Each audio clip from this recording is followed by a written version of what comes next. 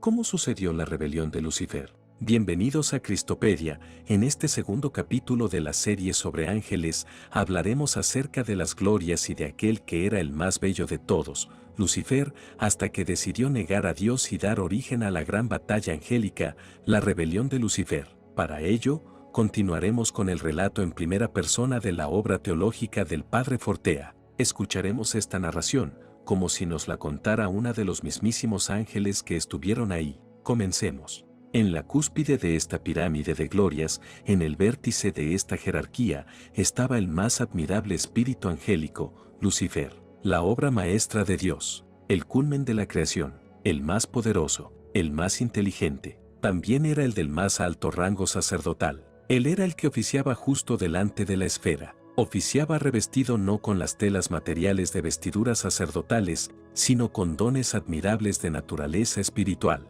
Se presentaba ante la sabiduría divina revestido de verdaderas gemas del intelecto. No es que Lucifer luciera una corona, porque en realidad él mismo era la corona de la creación. Él mismo era corona, y él mismo estaba coronado con gemas tanto intelectuales como espirituales. Sí, también espirituales, pues era bueno, muy bueno. Aunque no era él el más santo entre todas las glorias, pues la santidad no tiene que ver con la naturaleza, y así, otros ángeles más pequeños habían sido más generosos en el amor. No ama necesariamente más el que es más inteligente. Aún así, Lucifer era muy bueno, y sin vanagloriarse lucía preciosos tesoros de naturaleza espiritual sobre su cabeza. Impresionante la comprensión de la naturaleza del Altísimo que él tenía. Sondeaba los abismos del conocimiento de Dios como ninguna otra gloria podía soñar con hacer. Esto es importante para entender lo que después sucedió. No nos cansaremos en insistir acerca de lo descomunal que era Lucifer,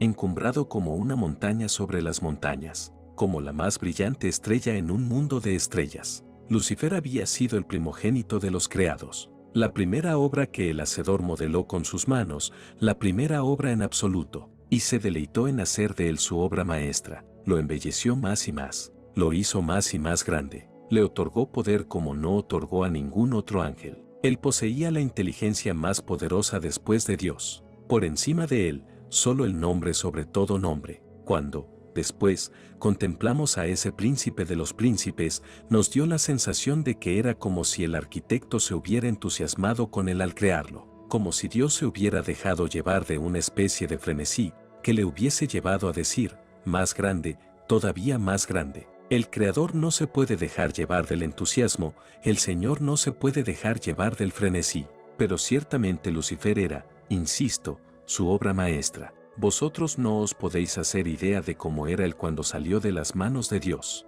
Vosotros no podéis entender cómo después muchos pudieron alejarse de Dios por seguir a una mera criatura. Mirad, lo mismo que por muy grande que sea el sol, cuando uno se sitúa detrás de la luna, ésta lo puede eclipsar totalmente. Así también, si uno se ponía detrás de Lucifer, daba la sensación de que él era el centro de todo. Daba la sensación de que solo Lucifer valía más que todo el resto de las jerarquías angélicas. No era así, pero daba esa impresión de tan deslumbrante que era. Si uno se ponía detrás de él, como os he explicado con la luna, uno a veces tenía la idea fugaz de que él parecía Dios. Sé que os puede sonar blasfemo, pero si no llegáis a atisbar la grandeza de Lucifer, corona de la creación, difícilmente entenderéis cómo es posible que tanto se alinearan en sus filas. Nosotros no éramos tontos.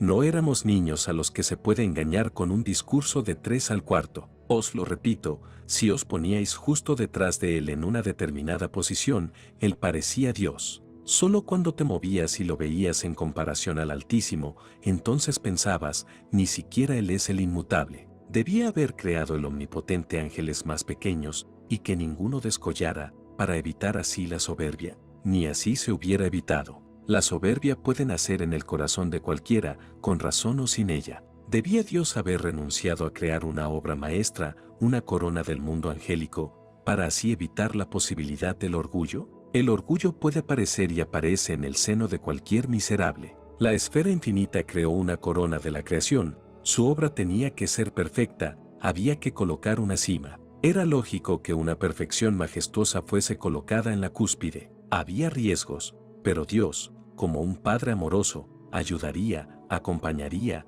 aconsejaría. La ayuda estaría a la medida del riesgo de la altura. La ayuda sobrepujaría al riesgo. Lucifer no fue el primero en surgir del seno de Dios hacia la oscuridad de la noche, no fue el primero en ser creado en ese río de seres resplandecientes, como una lengua de fuego que es eyectada desde la superficie solar. Hubo millones de ángeles que fueron creados antes que Lucifer, pero él brilló, bien pronto, con una luz brillante y pura que a todos admiró. Era tan intensa esa luz límpida, por eso se le llamó estrella de la noche. Los ángeles brillaban admirables en mitad de la oscuridad de la nada. Aparecieron más y más estrellas que brillaron con la luz propia de su conocimiento y, después, de su adoración, pero la luz de Lucifer resplandecía en la oscuridad de la nada como una guía, como un faro. Él era el lucero vespertino que debía haberse convertido en el lucero matutino. Él nos guió en la oscuridad de la noche de la creación, debería habernos guiado en la entrada al amanecer de la gloria beatífica. Nos guió en el conocimiento, debería habernos guiado en el amor. Repito que aparecieron todos los demás ángeles en el firmamento brillando con su intenso amor a Dios, pero Lucifer fue la gran estrella de la noche. Lucifer significa también el que trae la luz. Y verdaderamente Él nos traía la luz porque nos explicaba también cómo era el que es. Era placentero escucharle, porque Lucifer era bueno, era un hijo que hablaba amorosamente de su Padre Dios. Los buenos sentimientos de su corazón nos los compartía. Únicamente deseaba hacer el bien a los demás. Vosotros habéis oído hablar de él solo de cuando ya era malo, pero no fue siempre así. También él tuvo su historia. Una historia con muchos capítulos de la que solo sabéis su final. ¿Creéis que tantos le hubieran seguido si hubiera sido una gloria más? Verdaderamente, fue lo mejor de entre nosotros él, lo que se corrompió. Su bondad, su autoridad, su ascendiente eran completamente merecidos. Su boca habló del Padre Celestial como nadie lo había hecho nunca.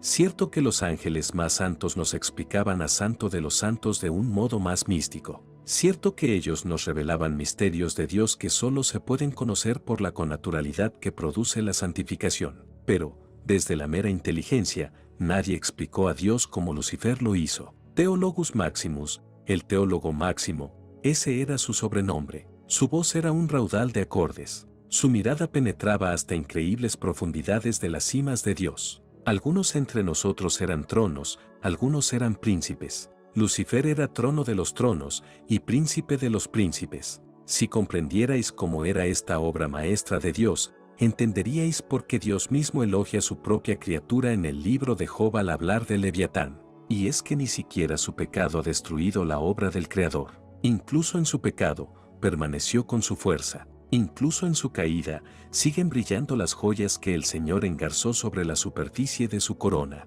Como ya he mencionado, entre los ángeles sacerdotes había jerarquías. Lucifer era de la más alta jerarquía de los que ofrecían el sacrificio de alabanza. Él era el sumo sacerdote, presentaba fielmente nuestras oraciones ante Dios, nuestra alabanza. Su voz profunda y poderosa se elevaba por encima de nuestros coros para honrar el nombre sacratísimo. Antes he dicho que a Lucifer le llevaban nuestras alabanzas y oraciones para que se las presentara a Dios. Es correcto, pero sería también adecuado afirmar que tal ángel sin igual era el altar donde se depositaba ese incienso. Lucifer era teólogo y sacerdote, corona de la creación, sabio, sí, sabiduría unida a la fuerza, trono de los tronos, príncipe de los príncipes. Y no solo era bueno, era santo. Hay una afirmación que lo resume todo, inferior solo a Dios. Por supuesto que la distancia entre el absoluto y él era infinita, pero recordad también que Lucifer estaba más próximo a nosotros.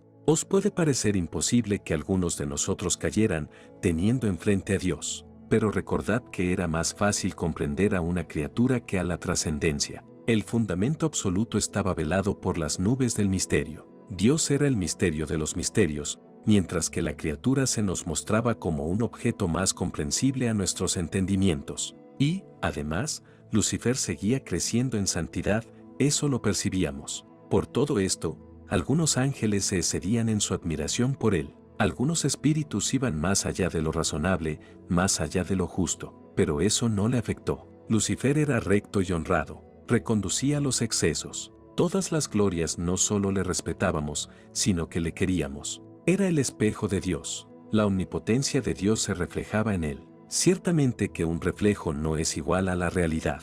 pero Dios Creador se reconocía a sí mismo en la criatura. Lucifer había sido hecho a imagen y semejanza de Dios. También el resto de las miríadas celestes, pero las criaturas somos muy dadas a idolatrar lo que es finito. Le admirábamos, pero había algo que desconocíamos. Nosotros no lo sabíamos, pero Dios le hablaba, a menudo, a solas. Las palabras paternales del fundamento supremo le advertían que se dejaba llevar por pensamientos mundanos. No es que pensara cosas malas, no, pero Lucifer se dispersaba en asuntos que enfriaban su corazón. Sus propios proyectos intelectuales le quitaban tiempo de estar con Dios. La comunicación con otros ángeles fue ocupando más y más tiempo del que debería haber empleado en la conversación con su padre. De forma casi imperceptible, su amor se fue enfriando. No os equivoquéis, él no había cometido ni siquiera un pecado venial, pero, sin darse cuenta, su psicología fue cambiando. Se trató de un cambio que estuvo muy oculto dentro de sí, pero, aunque nosotros no nos apercibimos, Dios sí que le hablaba con frecuencia, y le advertía. Resulta difícil resumir en un par de párrafos una historia que fue muy larga, en la que hubo muchas fases y regresos y vueltas a empezar.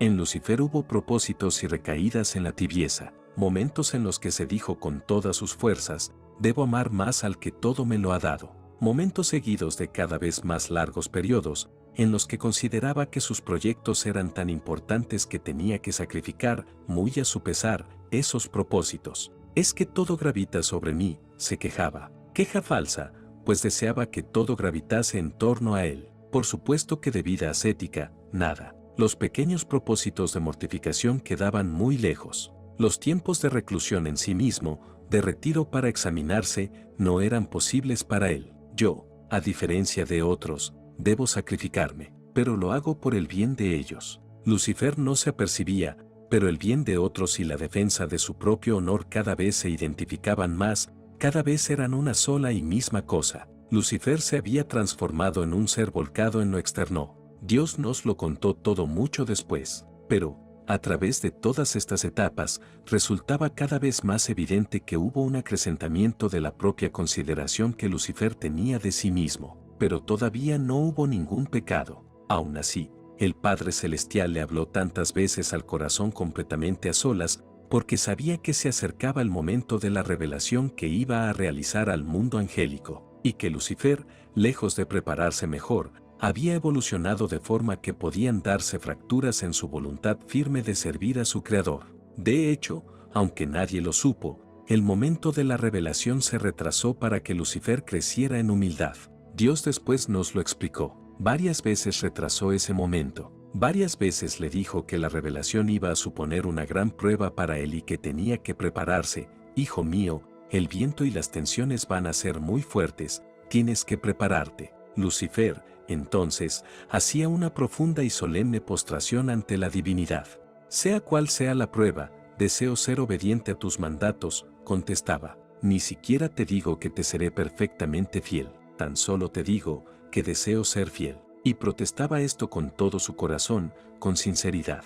Lucifer, entonces, no pensaba en un pecado mortal, solo pensaba que, como mucho, podía caer en el pecado venial. El que todo lo sabe le miraba y callaba. Ya le había dicho, una y otra vez, todo lo que tenía que decirle. El ser infinitamente sabio, finalmente, se encontró con dos posibilidades, o seguir adelante con la prueba, a pesar de las ocultas debilidades internas de Lucifer, debilidades que podían provocar quebrantamientos en su voluntad de amar a Dios, o quitarle el poder que tenía, con lo cual sí que consideraría que tenía una razón para rebelarse, pues no le había sido infiel. La debilidad espiritual de su hijo no le dejaba más que esas dos opciones. La decisión de Dios fue por seguir adelante. Esa decisión fue la más sabia, la más adecuada. Lucifer era libre y, aunque le costase, podía superar sus propias tentaciones y ser fiel. Y, aunque cayera, podía finalmente salir airoso de la prueba solo manchado con faltas veniales. Si Lucifer se sobreponía, saldría de la prueba más obediente, más humilde. También había otras posibilidades, más tristes. Dios las conocía bien todas. Lucifer era libre, era su decisión. La esfera infinita conocía el futuro. Nada estaba determinado en el sentido de que Lucifer tuviera que seguir un camino inevitablemente. El Padre del universo le había dado tiempo, aún así, volvió a retrasar el momento de la prueba. Volvería a aconsejarle, volvería a ofrecerle más tiempo. Dios conocía el futuro. ¿Habría que haber renunciado a crear una obra maestra? Los dones eran un peligro, pero ¿habría que haber renunciado a ser tan generoso con sus criaturas? No, el Creador había tomado las decisiones adecuadas. Conocer el futuro es una de las cargas más pesadas que puede llevar sobre sí alguien. Solo Dios conocía el futuro en todos sus detalles, solo Él puede llevar sobre sus espaldas semejante carga. Lucifer había llegado a ser santo. ¿Qué más seguridad que esa para afrontar la tentación? Pero ahora se había enfriado. Y, ante los ojos divinos, aparecía el oscuro arroyo interno de la soberbia. Esas aguas oscuras se movían en lo más profundo del espíritu de Lucifer. Pero el Señor veía deslizarse esas aguas. Le había hablado, le había dado tiempo. Estaban en un tiempo de prueba, pero ahora se acercaba la gran prueba. No era posible sacar fuera a Lucifer de la sociedad de las glorias. La revelación era para todos. Para bien o para mal, se acercaba el momento del destino. Nada estaba escrito. Era la voluntad de Lucifer la que decidiría libremente. El futuro estaba escrito, pero no estaba escrito qué tenía que hacer Lucifer. Llegó un momento en que hubo que pensar en todos los ángeles y no solo en la historia personal de uno de ellos, y llegó el momento de la revelación. Se hizo el silencio en los cielos, el firmamento cayó, y la esfera infinita habló de un modo solemne. Nos reveló que un día crearía un universo material. El plan de Dios era algo que jamás se nos hubiera ocurrido, materia. Vimos la vida florecer en ese cosmos distinto del nuestro. Nos dijo que crearía a la humanidad. Aquello nos llenó de alegría, nos asombró y nos fascinó. Hasta entonces solo habían existido entidades espirituales. Qué lejos estábamos de saber las consecuencias que esa creación iba a tener para nosotros. En ese momento, nos pareció que aquello nada tenía que ver con nuestro mundo. Ese universo material, pensamos, se iba a convertir en una especie de objeto de estudio, en una curiosidad, en un patio de recreo para nuestros intelectos. ¿Cuántas cosas iban a suceder? De momento, no sabíamos nada. Nuestras mentes, excitadas, era como si se apelotonasen ante una vitrina. Deseábamos conocer los detalles, todos los detalles, de ese universo hecho de materia que se nos revelaba que existiría. Ese entero universo iba a estar lleno de cosas materiales. Sus formas nos llamaron poderosamente la atención. Vimos de antemano el plan que regiría el nacimiento y desarrollo de los astros, la semilla de la vida que sería plantada en sus aguas. Conocimos cuáles serían las genealogías de los seres que vuelan, que reptan, que corren, que aletean en los ríos, los mares y los lagos. Seres vivos que se dejarían arrastrar por el viento, seres que morarían en los limos de las profundidades siempre oscuras de los abismos. Nos quedamos atónitos al conocer que iba a mezclar el mundo espiritual con el material. Infundiría un alma a un cuerpo vivo. ¿Se podía mezclar algo tan físico, tan grosero, tan bajo como la materia con algo tan excelso como un espíritu? El Omnipotente podía hacerlo todo y nos reveló que lo haría, pero nos parecía imposible. Después se nos revelaron algunas pinceladas de la historia que se pondría, entonces, en marcha. ¡Qué historia tan curiosa, tan diferente a la nuestra! Vimos la forja de dinastías con la espada, la sangre y el fuego. Contemplamos cómo esas coronas volvían al polvo. Vimos a labriegos arar las tierras año tras año, siglo tras siglo. Y entonces llegó la segunda gran revelación. La primera había sido su carácter trinitario. Ahora nos dijo que el mismo Dios se iba a encarnar. La encarnación, increíble. Jamás hubiéramos podido imaginar semejante exceso. La esfera infinita hecha hombre. Ese mar de luz encarnado en un pobre ser bípedo mamífero. Nos mostró ese designio con detalle y nos lo explicó. Era un exceso de amor. El Dios amor iba a llegar hasta ese extremo. Una vez que comprendimos bien su plan, añadió que, hasta ahora, le habíamos adorado a Él como Dios, pero que ahora nos pedía algo más difícil. Nos pidió que le adoráramos hecho hombre. El Omnipotente se iba a hacer hombre, le debíamos adorar como Dios hecho hombre. Jesús será su nombre. La segunda persona de la Santísima Trinidad, la cual para nosotros era un misterio, se revelaría a los humanos, caminaría entre ellos, les enseñaría, les mostraría su amor. Eso nos dejó a todos petrificados. Dios hecho hombre iba a comer, a beber, a dormir, iba a ser picado por los mosquitos, iba a tropezar y caer en el suelo, sería amamantado como la cría de cualquier animal, si su pie pisaba algo cortante, sangraría. Aquella esfera que contenía infinitos mares de luz iba a reducirse al tamaño de una hormiga. Incluso una hormiga era demasiado grande para el tamaño del universo material que habíamos visto. Se iba a convertir en algo tan pequeño como una pulga que caminase por la superficie de la piel de una hormiga. Aquella trascendente pureza inmaculada iba a convertirse en algo que comería como un perro o un gato. Dios se nos mostró bajo el misterio de la encarnación y nos pidió amorosamente: adoradme bajo esta apariencia, adoradme bajo estos ropajes humanos.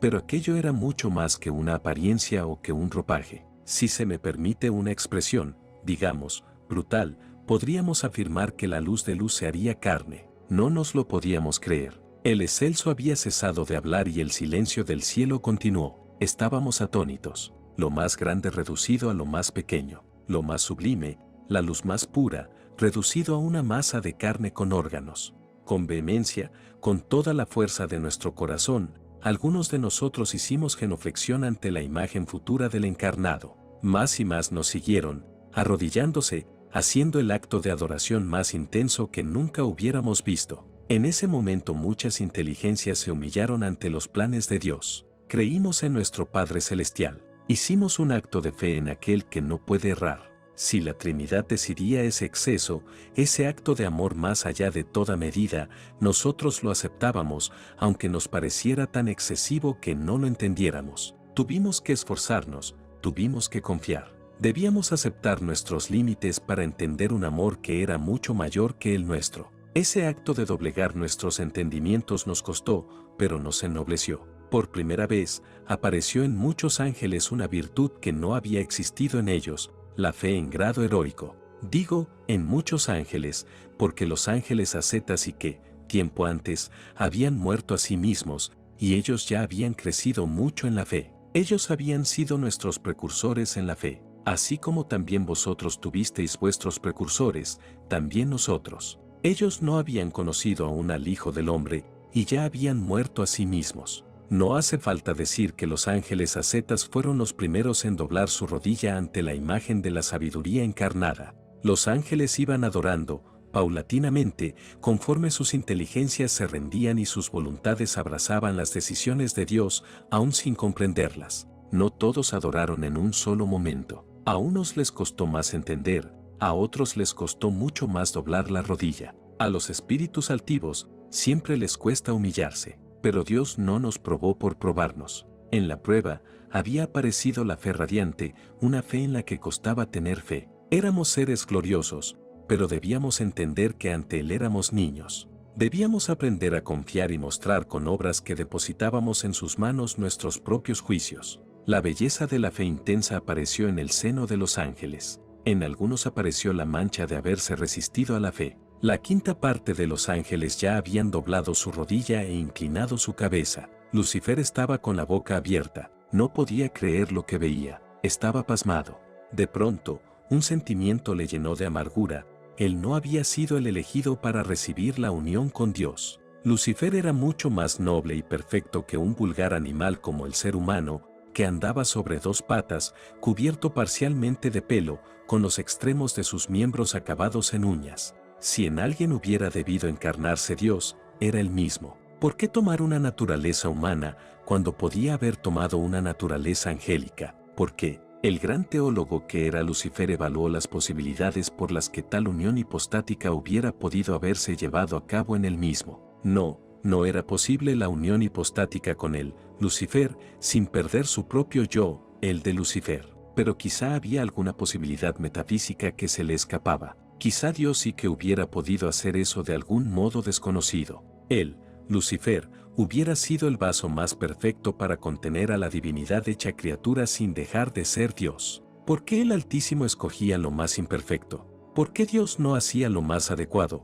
pensó. ¿Por qué Dios me humilla? Bien es cierto que, por más vueltas que le dio, si Dios se hubiera encarnado en un ser angélico ya existente, el ser angélico hubiera perdido su personalidad previa. Lo que Lucifer había deseado por un momento, en realidad, era imposible. pero el anuncio de la futura encarnación era demasiado para ese ángel excelso: pelo, uñas, vísceras, necesidades biológicas de todo tipo. Claro que todo este removerse de pensamientos ocurría en el interior del príncipe de los ángeles, porque, permítime la expresión, era como si el rostro del gran ángel no moviera ni un músculo. A pesar de su inexpresividad, su mirada insondable, dura, comenzó a sorprendernos. Muchos ángeles se volvieron a Lucifer. Esos ojos fríos e inmóviles, porque no se arrodillaba. El silencio y la mirada fija del príncipe hicieron que surgiera la inquietud en muchos. Más y más ángeles sorprendidos se volvieron hacia nuestro sumo sacerdote. Está inmóvil, no se ha arrodillado. Una quinta parte de las glorias había adorado a Cristo como Rey. El resto se hallaba todavía asimilando la dura idea, aunque más y más iban cayendo con humildad, gradualmente, sobre sus rodillas. La inmovilidad de Lucifer era enigmática como un pozo sin fondo. En vano escrutaban su gesto hierático, sus labios clausurados por el silencio, sus facciones pétreas como una peña que no se mueve. El príncipe les mostraba un rostro carente de gesto alguno. Era una esfinge seria que entrecerraba los ojos llenos de majestad, de dignidad, de respeto hacia sí mismo. Lentamente abrió los labios y exclamó, carente de emoción alguna: no. Pronunció esta palabra de forma seria y rotunda, sin ningún enfado. Fue como el no de la dignidad. Lo pronunció como un monarca desde su trono. Si él hubiera tenido pulso, este no se habría acelerado lo más mínimo. Miríadas de ángeles no podían creer lo que habían escuchado. No podían haber escuchado bien. Algo había pasado, tenía que haber alguna explicación. Lucifer, el teólogo, el sabio, volvió su rostro hacia los ángeles. ¿No os dais cuenta de que esto no puede ser?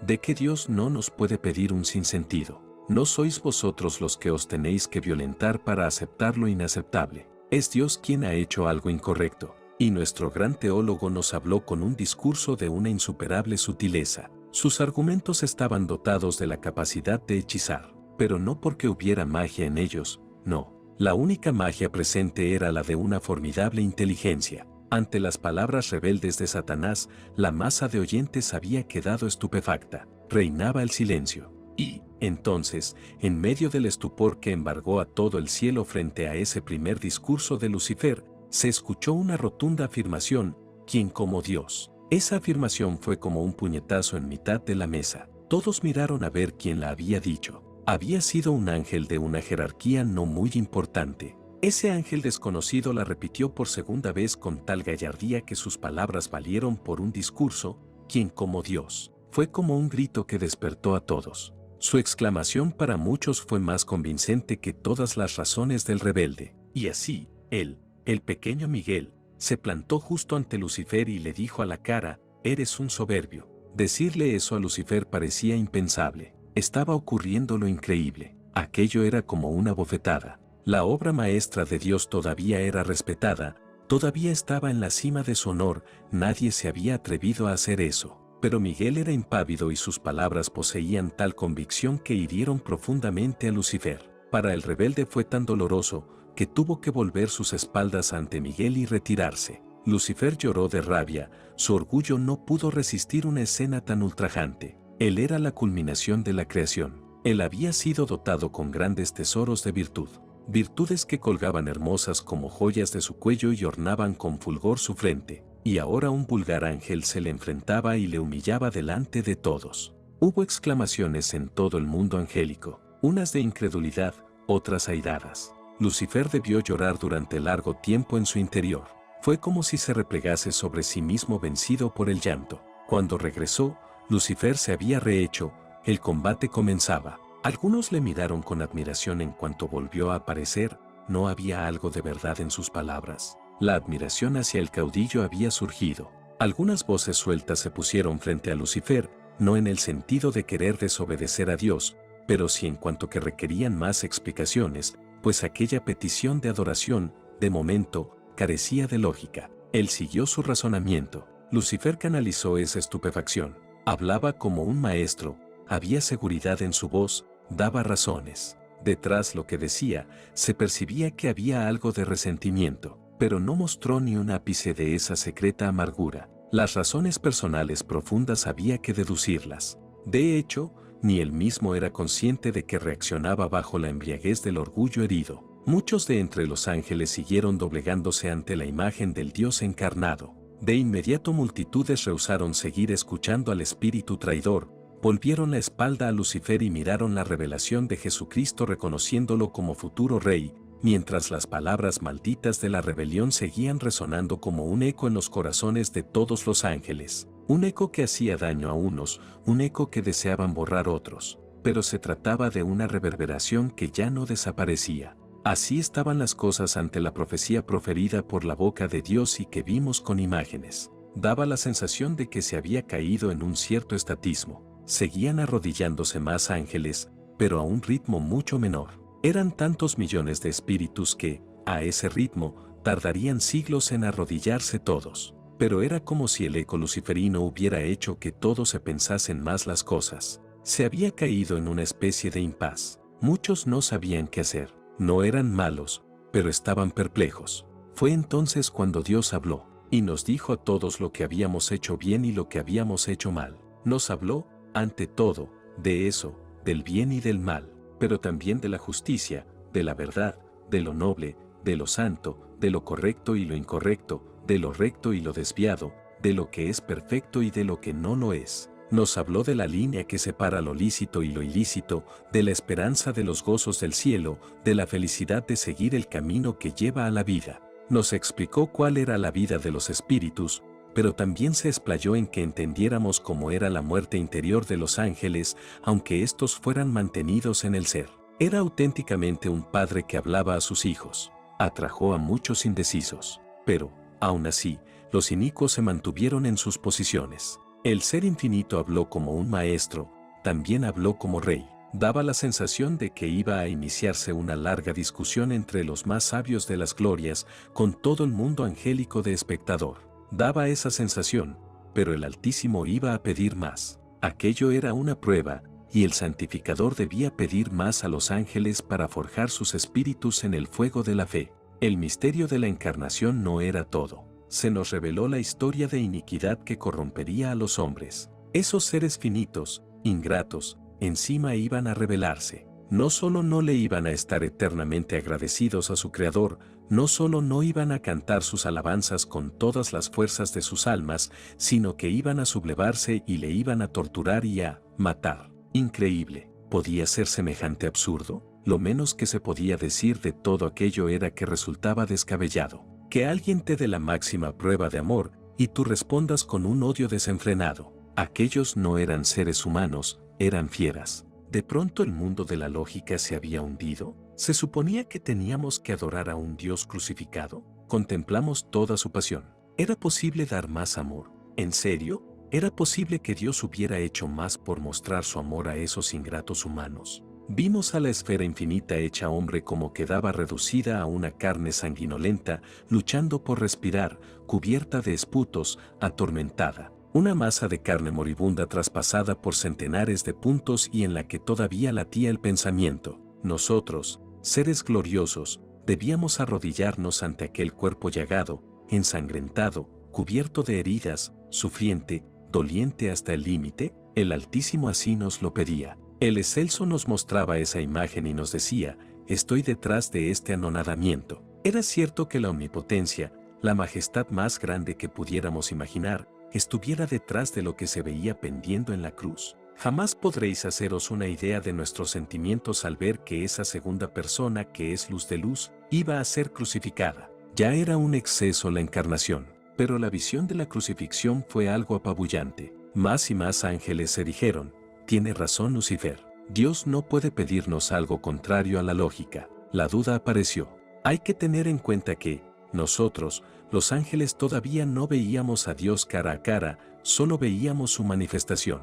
Debíamos tener fe. A pesar de toda nuestra inteligencia, debíamos fiarnos, debíamos confiar. Solo veíamos esa esfera infinita. Sí, tan distinta de todos los ángeles. Habíamos nacido a la existencia por un designio suyo. Hasta allí, de acuerdo. Pero ¿y si, al final, Dios no era Dios? ¿Y si Dios únicamente era un ángel muy poderoso? ¿Y si solo era un Lucifer más grande? ¿Y si el que considerábamos el Altísimo era un espíritu finito de otra especie, cualitativamente superior, pero finito al fin y al cabo? Ese era el veneno que se segregaba en algunas mentes angélicas. En los corazones de no pocos de entre nosotros, comenzó a insinuarse la duda de si el Padre de los ángeles, en realidad, no fuera el ser infinito. ¿Podía ser eso? En realidad, ¿cómo se podía ver la omnipotencia de un ser? La duda era corrosiva. Muchos espíritus comenzaban a enredarse en sus pensamientos como gatos en un ovillo de lana. Había que escuchar a la conciencia. En el fondo, algo nos seguía advirtiendo acerca de los contornos del buen camino, en medio de aquella bruma que había invadido las inteligencias. Los contornos se habían desdibujado en muchas inteligencias. Debíamos aferrarnos al bien.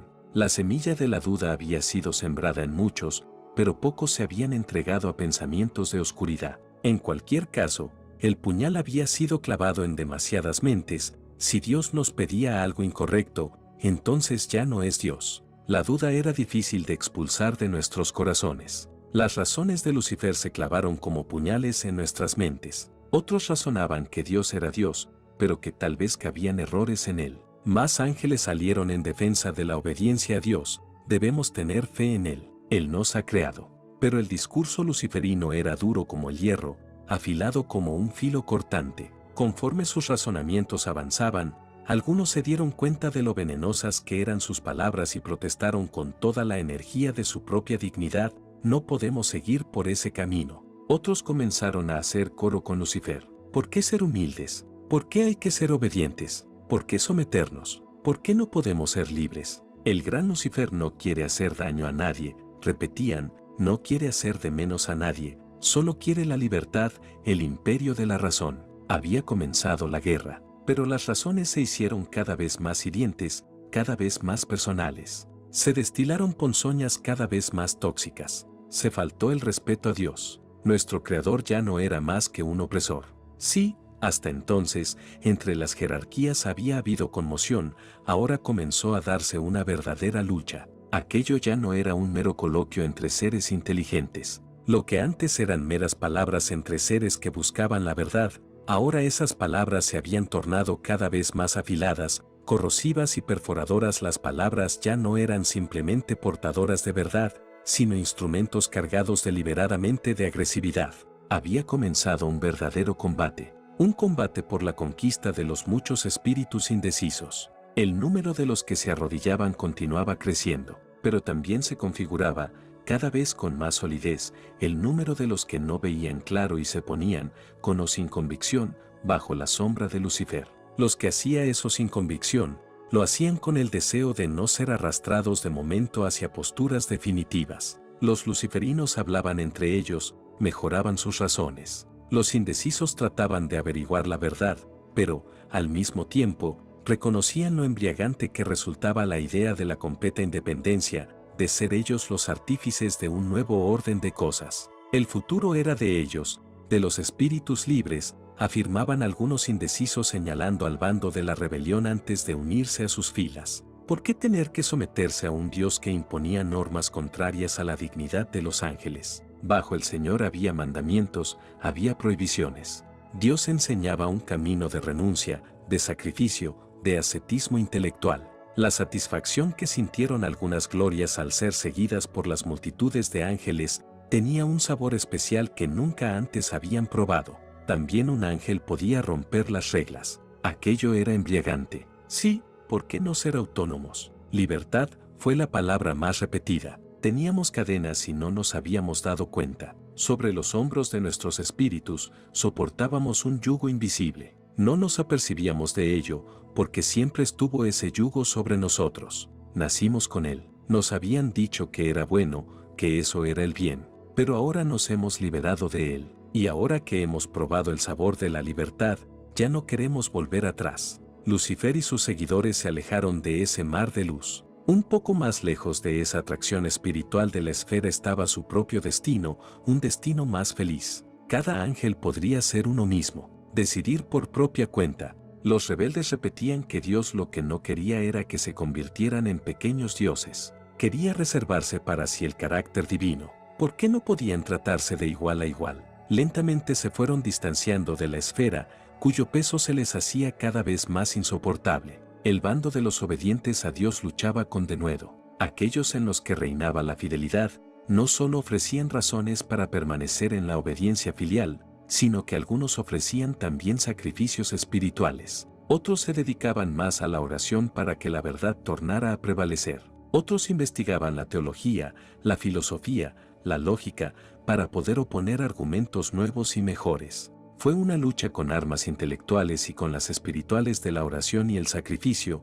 No había otro tipo de armas, carecían de cuerpos. El número de los que no se arrodillaron, en un primer momento, llegó a ser 1/3 de todos los ángeles. Pero después, gracias a la lucha, al denodado esfuerzo de algunos, se fueron humillando ante Dios, reduciéndose el número de los rebeldes. Por eso Lucifer se alzó con un furor inaudito, decidido a usar todo el poder de su persuasión. Movilizó a todos los que le apoyaban y comenzó a organizar una ofensiva en toda regla. No quería quedarse solo. Aquello ya no era simplemente pertinacia y soberbia, su tono se volvió agrio. La acritud se fue avinagrando de un modo cada vez más intenso. Y no era Lucifer el más radical. Por ser el más grande espíritu, no por eso era el más extremista. Le rodeaban grupúsculos de seres sin importancia que quisieron hacerse un nombre. El rebelde no solo no les detuvo, sino que les apacentó. Pero a la vez, durante un tiempo, Lucifer quiso aparecer como el término medio entre dos extremos, el de la sumisión absoluta y el de la rebelión más furiosa. La propia visión que ofreció de sí mismo no engañó a la mayoría, pero sí a grandes multitudes. Cada engaño de Lucifer siempre arañaba a un cierto número de seguidores entre las filas de los que dudaban. Como eran tantos, cada pequeño porcentaje significaba millones de glorias que, cuando menos, se aproximaban a sus posiciones. La rebelión de Lucifer había sido una insubordinación fría, cerebral y, al menos externamente, carente de emociones. Pero, imperceptiblemente, se fue deslizando por la colina de su ego. Él mismo notó que se fue llenando de odio. Sus razones, al final, cada vez iban más cargadas de blasfemia. Un nuevo fuego fue prendiendo en él y entre los caídos, con la amargura de ver que cada vez más le abandonaban. Los que le dejaban no es que le hubieran seguido, pero habían sido atrapados en las redes de la duda. Habían caído en un terreno intermedio entre el diablo y el hacedor. Pero un número creciente de entre nosotros contemplábamos horrorizados la metamorfosis de Lucifer. Muchos ángeles extendieron su brazo y le señalaron gritando con voz dura como el mármol: tú, Lucifer, eras un príncipe glorioso y ahora te has convertido en Baal-Zebub. Y así surgió el nombre de Belcebú, señor de las moscas. Otros le gritaron: Satanás. Las altas jerarquías exclamaron a coro: eres el diablo. Para otros era Luzbel. Hubo quien le llamó Leviatán. Unos pocos, en sus temerosos bisbiseos, comenzaron a referirse a él como el Vigimes. Así recibió muchos nombres, nombres que han permanecido hasta hoy, apelativos que recuerdan los convulsos días de la rebelión. Entre nosotros, algunos de los nombres admirativos que se le dieron continúan siendo usados, aunque con la evidente intención de ser una ironía, casi una parodia. Una cosa quedaba patente: el que antes había sido Lucifer, ahora se había convertido en Satán. Se había producido un cambio de nombre porque realmente era ya otro. Luzbel miró a lo lejos, como un príncipe que mira desde su trono con la glacial mirada del que mantiene la sangre fría ante cualquier evento por catastrófico que sea. Los rebeldes fueron reducidos a 1/5 parte de los ángeles. Después el Señor añadió: pero no os lo he revelado todo, para evitar que fueran más los que desobedecieran en ese primer y segundo momento. Pero es necesario que sepáis una cosa más. Algo que os voy a manifestar, para consumaros en la esperanza de mis promesas, para forjaros más profundamente en la fe, para que vuestro amor sea perfecto. El silencio en el cielo era total. ¿Qué diría el Omnisciente ahora? Y la esfera habló y dijo: Dios hecho hombre nacerá de una mujer. A esa mujer la ornaré con gracia sobre toda gracia. Sus virtudes y amor, su heroísmo en mi servicio serán tales que a ella la elevaré como reina de los ángeles. Ella será vuestra reina, la reina de los ángeles. Si las glorias fieles habían admirado el plan de amor que suponía la encarnación, quedaron todavía más embelesados ante la santidad que les mostró en María. Antes de la rebelión, Lucifer había sido bueno, incluso había habido una incipiente santidad en él. Lucifer había sido grandioso por su naturaleza, esa mujer lo iba a hacer en lo sobrenatural. De ella iba a nacer la segunda persona de la Santísima Trinidad cuando se encarnase. Ella sería la puerta, exclamaron todos. El plan era de tal naturaleza que jamás podría haberlo pensado nadie entre las jerarquías. ¡Qué inteligencia en estas disposiciones! ¡Qué santidad la de Dios, que llegaba a estos extremos de sabiduría en sus designios! ¡Qué humildad y sencillez la del Omnipotente, que ponía en la cumbre de todo lo creado a una mujer humilde! Coronaba su obra magnífica con la gema de la humildad. Muchos ángeles, sin dudar, se postraron ante los designios de Dios y, acto seguido, veneraron a la Virgen María, Madre de Dios y Reina de los ángeles. La veneraron ya entonces, antes de que naciera. No había nacido ni un solo hombre todavía, no había ni un átomo todavía en el universo, y ellos ya se postraron ante ella, la Madre de la Palabra hecha carne. Pero otras glorias protestaron, ya lo que nos faltaba. Si Dios nos pidió antes un despropósito, ahora colma la medida. ¿Qué será lo siguiente que nos exigirá? Hoy nos pide esto, mañana puede pedir que adoremos a una vaca, pasado mañana puede exigirnos que veneremos como reina nuestra a una abeja o a un matorral. Esto no puede seguir así, y los rebeldes se reunieron en una gran asamblea. De allí salió la decisión definitiva de separarse. Encontraron culpable a Dios. Algunos, incluso, dudaban que el Señor hubiera sido el Creador. Hasta entonces habían dado por supuesto que Él había sido el Creador.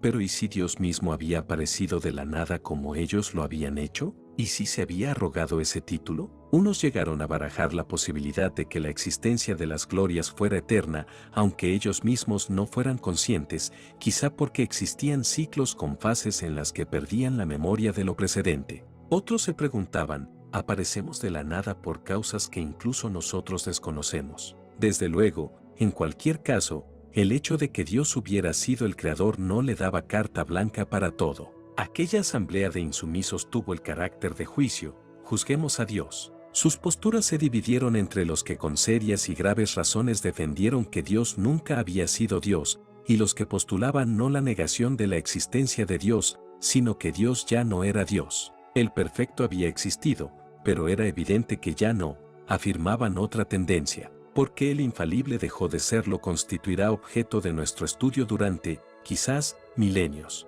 Puede que ese sea el gran misterio del universo angélico. La decisión era definitiva, exclamaron. Se aprestaron para la guerra, es decir, intentarían convencer a más glorias para que se unieran a la sedición. Y lo lograron. Hubo muchos espíritus que cayeron en las trampas del intelecto. Hubo tronos y principados que no fueron fieles. La desarmonía se extendió por todas las jerarquías. El poder del error no podía ser subestimado. Aún así, también fueron numerosas las bajas entre los rebeldes. No pocos ángeles pidieron perdón, se arrepintieron de corazón. Entre las glorias fieles a Dios, en medio de todas esas luchas, uno hubo que se destacó. No se trataba de un ángel superior, pero su amor sí que lo era. Él fue quien mantuvo más viva la llama de la fidelidad en los peores momentos de la batalla, cuando todo se vio más negro, cuando pareció que la mitad de los ángeles iba a rebelarse, y pudo transmitir esa llama. Se destacó en el bien,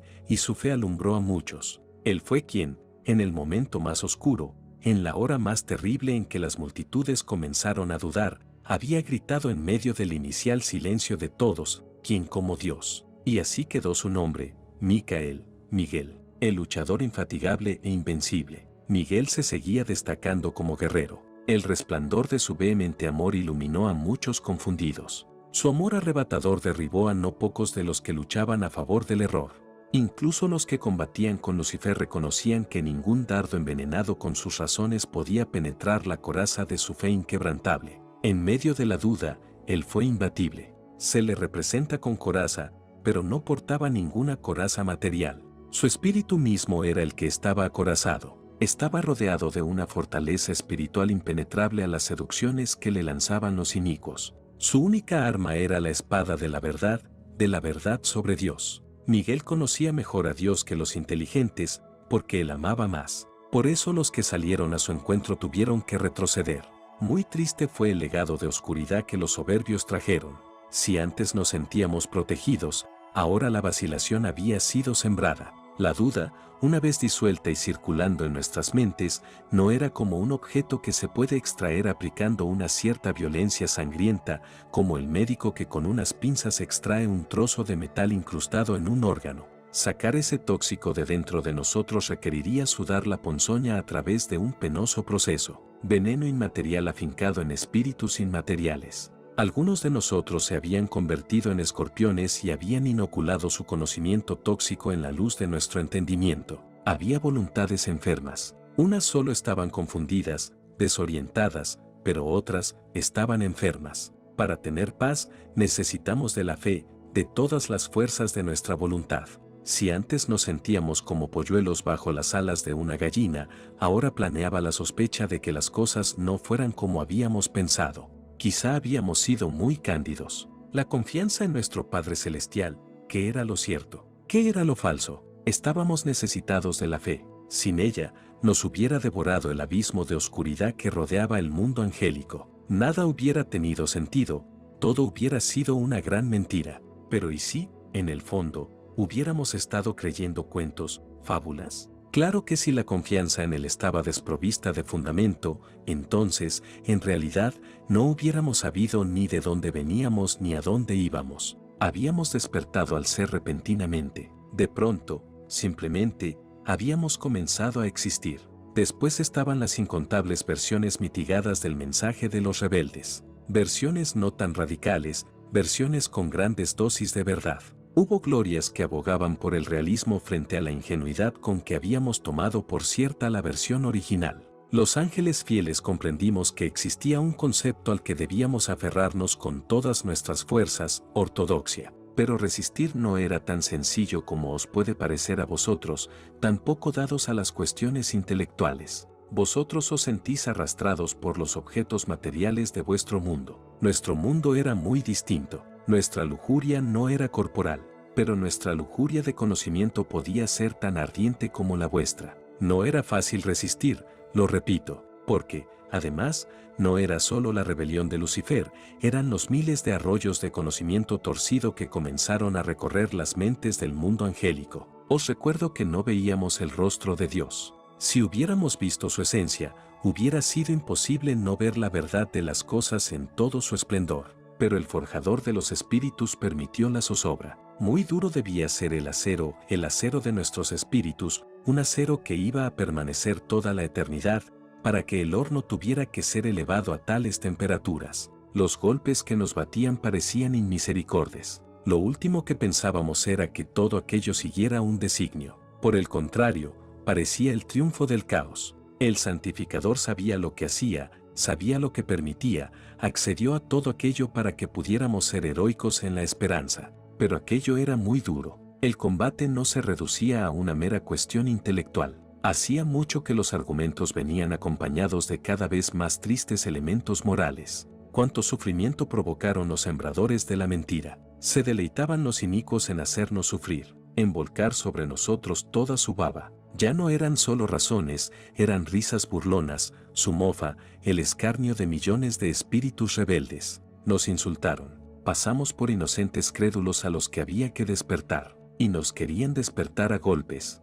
No a golpes físicos, no les era posible, pero sí con golpes en nuestros espíritus, cuánto daño, cuántas heridas provocaron. Nos hicieron creer que éramos cándidos crédulos. Ellos eran los adultos. Ellos habían probado el licor de la libertad, poseían el doble conocimiento del bien y del mal. Nosotros custodiábamos la ortodoxia con toda la fuerza de nuestros brazos. Aferrábamos con nuestros dedos, no teníamos dedos, ese tesoro, para que nadie nos lo robara. Pero ellos se ufanaban, ante nosotros, del doble conocimiento. Muchas veces nos entraba la duda de si no estaríamos en inferioridad de condiciones. Nosotros únicamente conocíamos a la vida que nos había otorgado la vida. ¿Podríamos resistir nosotros, los conocedores del bien, frente a la fuerza indómita de la que parecían estar dotados los conocedores del bien y del mal? El doble conocimiento parecía tener un sabor deleitoso. Era tentador, aunque visto desde nuestro bando,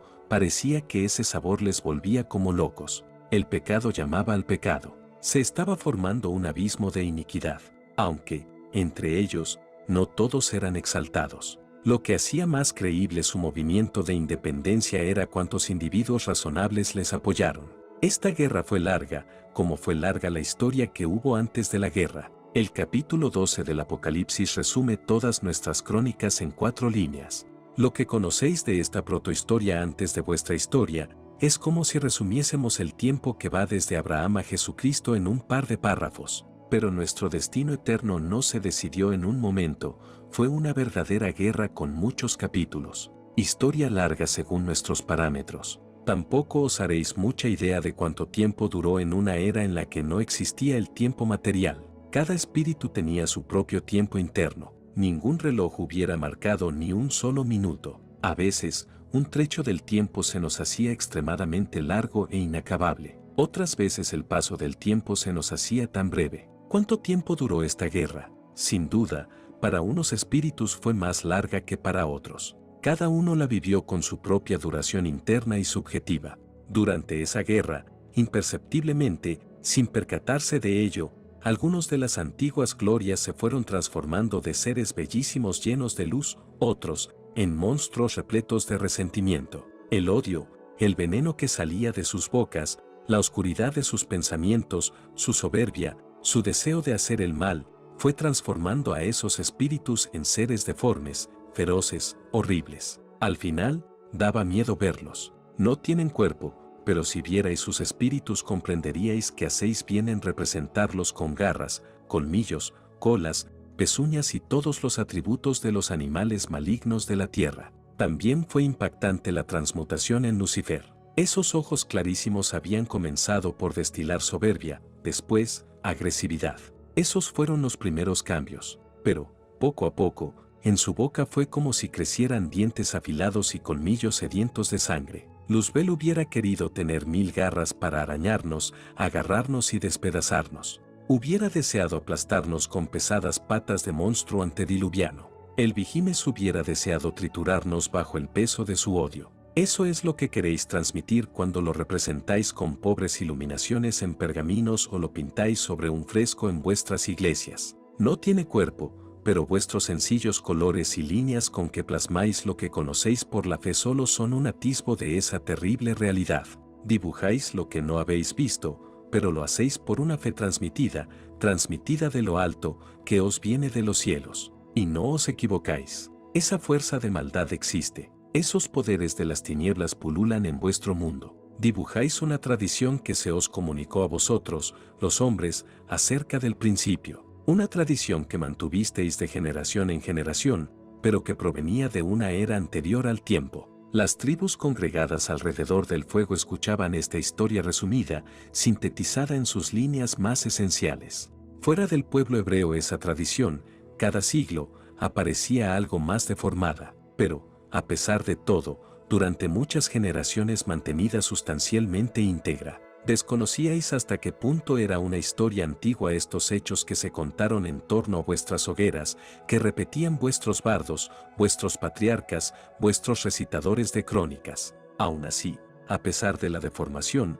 de los aditamentos, quedaron ecos de esa guerra primigenia entre vosotros los humanos. Podéis imaginaros a un Jacob contando esta historia a sus 12 hijos a la entrada de su tienda bajo una noche estrellada. Y, a pesar de las generaciones transcurridas desde que Dios reveló esta protohistoria a los primeros padres, Jacob no desconocía que Satán era la malignidad más grande que había existido y que seguía existiendo. No conocíais la historia de esta guerra en sus detalles, ni hacía falta, pero, creedme, el mal en Luzbel se había vuelto ardiente. Vosotros, los humanos, nunca conocisteis en detalle la tragedia de esa otra creación. Cuánto mal hubo en Luzbel. El santificador divino, durante todo este proceso, le había hablado en su corazón, suplicándole que diera marcha atrás. Sí, las 3 personas de la Santísima Trinidad le habían suplicado. Le suplicaron no por debilidad, sino precisamente porque conocían cuán duro e impenetrable sería el muro de su justicia si Lucifer quedaba atrapado tras él. Por eso el Creador le habló como un padre habla a su hijo. Por eso le habló con una humildad tal como solo el Rey de Reyes puede tener. Ante todo, había que evitar que Satanás quedara atrapado detrás de la muralla de una decisión irrevocable. Pero el diablo rechazaba gracia tras gracia que tantos ángeles ganaban con sus oraciones y sacrificios. ¿Cuántas muchedumbres de ángeles trabajaban para lograr la conversión de ese Belcebú? Millones oraban por él. Si la rebelión quedaba descabezada, perdería gran parte de su fuerza. Un Lucifer que se golpease el pecho, que se postrase diciendo contrito, he pecado, sería un formidable golpe que conmovería los fundamentos de la insurrección. Pero eran despreciados los deseos de arrepentimiento que surgían en el corazón del que antes había sido el sumo sacerdote. Las invitaciones a cambiar que le llegaban de lo alto fueron cada vez más escasas. El Creador no era escuchado para nada en el corazón de Luzbel, y Dios sabe cuándo hay que callar y dejar un tiempo de silencio. En medio de ese silencio de su conciencia, ¿cuál no fue la sorpresa de Satán cuando le llegó un enviado de Dios? Desde el trono divino había sido mandado un arcángel llamado Gabriel. Más que nada por curiosidad, escuchó a este emisario. Gabriel, entre otras cosas, le habló muy serio, con serena firmeza, como un mensajero que trae un mensaje del monarca a un noble rebelde en su castillo. En este caso, el castillo era su propia pertinacia, un castillo con muchos fosos, con muchas cerraduras. El arcángel, entre otras cosas, le dijo, no estamos hablando de una cierta justicia, sino de la justicia eterna. Mira, no confundas la paciencia de Dios con debilidad. Él te concede tiempo, pero no abuses, porque su fallo no admite recurso. Su sentencia será inamovible. ¿Me amenaza? Hasta ahora, sobre todo, te ha hablado con amor, después con severidad. Ahora, ya solo queda advertirte de que te vas a enfrentar a un castigo eterno. Belcebú, sentado en su trono, miró con curiosidad a ese humilde enviado. Arcángel, sí, pero de un rango sin importancia. Le examinó con sus ojos fríos. Venía ornado con las gemas de muchas virtudes, sus vestiduras eran muy hermosas. Gabriel continuó, Él es Dios, y Satán alzó la mano para interrumpirle. Un gesto en silencio, pero firme. También yo soy un Dios. Gabriel le miró compasivamente. Habían hablado un rato. No tenía sentido proseguir con aquello. Y tras un instante de reflexión, suspiró y concluyó, muy bien, veremos todos, entonces, ¿qué prevalece, si la fuerza del que se cree un Dios o la del Dios Todopoderoso? Dicho esto, Gabriel se retiró sin esperar respuesta. El envío de aquel emisario no había servido para nada. El maligno había acorazado su corazón, había echado 7 cerrojos en cada puerta de su voluntad,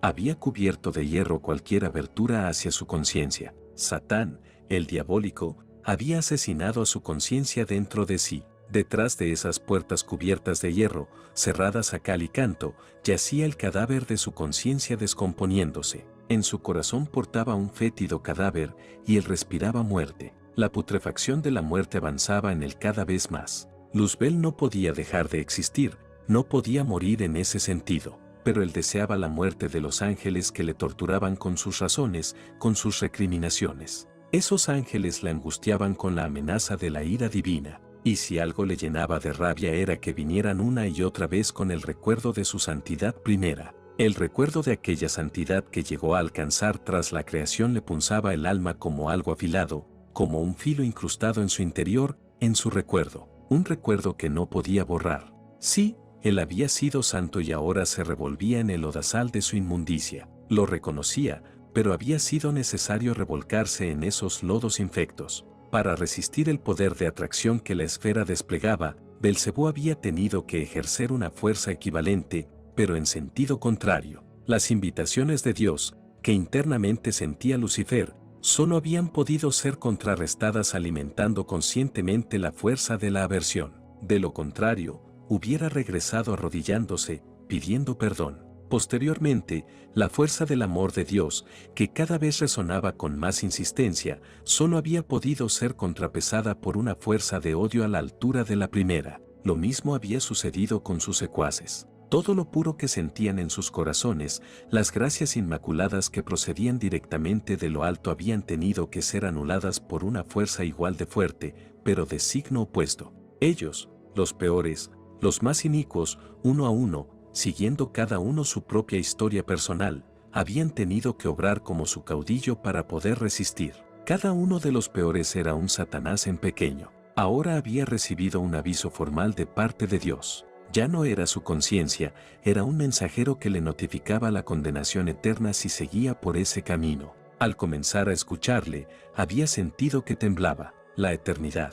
Dios le avisaba. Por un momento, tuvo miedo. Después, recobró el ánimo, se hizo fuerte. Dios le notificaba eso. Pues Lucifer le notificaba a Dios que el poder de la divinidad de Dios acababa donde comenzaba su propia divinidad de príncipe libre. Los lodos, los pantanos pútridos, todo eso había resultado necesario. Si hay un culpable es Dios, se repetían ellos en sus conciencias. Los pertenecientes al partido antagónico a los dictados de Dios arguían, imaginemos que todos los ángeles nos siguieran, ¿podría Dios condenar a todos sus hijos, a todos y cada uno de ellos? Conjeturemos un cielo en el que Dios se hubiera quedado solo, ¿sería posible que rechazase a todos? ¿Sería posible un Dios que volviera a quedarse solo tras haber creado? ¿Cómo puede resistirse a que la mayoría nos hayamos inclinado por la libertad? Nosotros estaremos juntos. Él se quedará solo. Con toda su santidad, se quedará toda la eternidad solo, encerrado en su torre de marfil. Y así, los heterodoxos defendían que la futura faz del cielo, en el fondo, dependería de hasta qué punto la sedición fuera más o menos seguida. Les agradaba la idea de un Dios que, al final, tuviera que negociar, que ceder. El amor le obliga a ello, repetían algunos soberbios con aire de superioridad. De superioridad, porque estaban convencidos de que el amor suponía debilidad. Entre risas, se imaginaban exorcizando a Dios, repitiendo, el amor te obliga, el amor te obliga. Meneando la cabeza, se decían, lo más triste es saber que, al final, tendrá que ceder y admitirnos. Está obligado por su misericordia. Otros consideraban que para el éxito de la rebelión era esencial el número de glorias que reclamasen su libertad e independencia. Dios no se quedará solo con una minoría, cederá si llegamos a cierto número. Uno de los lugartenientes de Belcebú, no bastan los discursos si se quiere vencer. Hay que imponer disciplina, hay que ofrecer una sensación de fuerza, no de debilidad.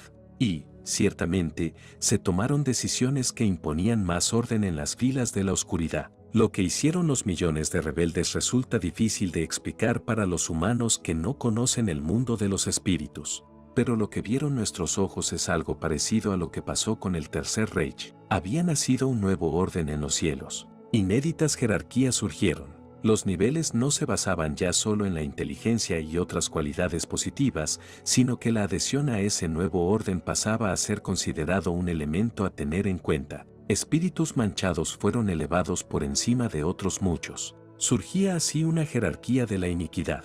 Hubo decisiones y reestructuraciones en sus filas hasta que ese nuevo conjunto se consolidó. Hubo una reafirmación de esa sociedad de glorias rebeldes con actos que se pueden comparar lejanamente a los grandiosos desfiles de la Alemania nazi, a sus leyes, a la ostentación de los nuevos rangos. La sociedad de los sediciosos desplegó magníficas demostraciones de fuerza que enardecieron a los ángeles caídos. Embriaguez satánica es como se puede definir lo que sintieron tantos individuos inteligentes.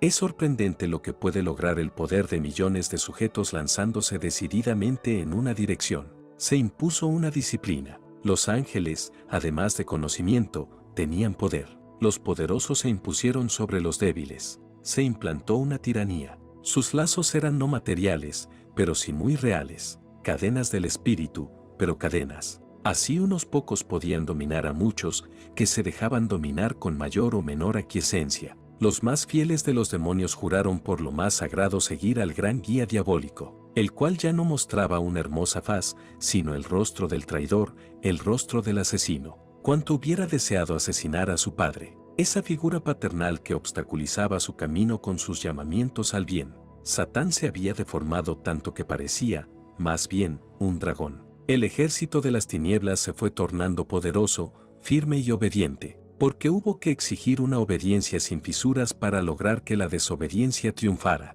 ¿Cuántos millones de mentes angélicas se habían extraviado totalmente y cuántas estaban todavía libres pero emponzoñadas? La duda acerca del Altísimo, Dios era Dios. Además, los ángeles más malignos se organizaron para atacar en grupo el orden pacífico de los ángeles. Imaginaos el orden de un sistema solar con sus planetas y satélites. Las hordas de los demonios podían irrumpir con salvajismo en medio de esa armonía, extendiendo sus aullidos, su caos, el miedo. Leviatán se sintió fuerte, era el momento de su máximo poder. A los ojos de miles de millones de ángeles, él era un dios. El nuevo dios, el dios de la fuerza, el dios de la razón frente a una divinidad silenciosa que imponía una doctrina de amor infantil. Para muchos, la humildad y la virtud del Padre Celestial parecían categorías desfasadas ante lo nuevo. Luzbel había propuesto una alternativa, un nuevo reino, un orden nuevo, toda una novedosa doctrina creada por las prodigiosas mentes que le habían seguido por el camino de sus razonamientos.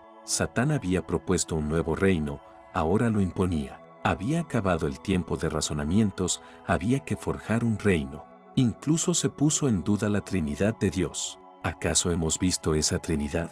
¿No será esta otra la más grande impostura de ese ser originario, que dice ser el originario? ¿Cómo es posible que la unidad suprema sea 3 personas? ¿No es esta una historia más, que debíamos creer a pies juntillas? Muchas antiguas glorias, confiadas en su propia ciencia, se habían convertido en seres sarcásticos que, ya sin ningún pudor, cuestionaban todo. Duda, sarcasmo, mordacidad, en el ápice de su poder, en lo más oscuro de la noche, con su cola el dragón arrastró a la tercera parte de los ángeles. Una tercera parte de las estrellas cayeron. El resto, con todas sus fuerzas, resistió el poder de la duda. De entre estos, bastantes tuvieron que emplear toda la energía de su voluntad para no dejarse subyugar. Esa espiral de odio que se había generado arrastraba a masas angélicas. No, los buenos, los fieles, no debían replicar con el mismo lenguaje. Devolver mal contra mal era un modo de empezar a convertirse en algo parecido a él.